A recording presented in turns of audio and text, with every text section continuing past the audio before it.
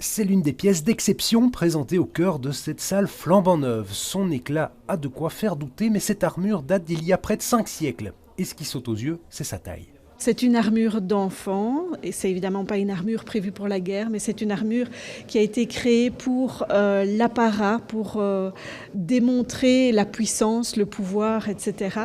On ne s'est pas battu avec. Non, on ne s'est pas battu avec. Heureusement, on ne mettait pas les enfants dans le cadre d'un champ de bataille. Et on voit aussi qu'elle est particulièrement finement décorée. Une pièce créée à l'occasion du couronnement d'un empereur pour son fils qui a alors 5 ans. Des armures, il y en a plusieurs dizaines ici. Chacune a son histoire. Celle-ci, par exemple, a servi à Philippe II, le fils de Charles Quint, pour des joutes. On distingue d'ailleurs un folcre, un petit bras pour poser l'imposante lance. Et puis bien sûr des armes, une particularité pour celle-ci.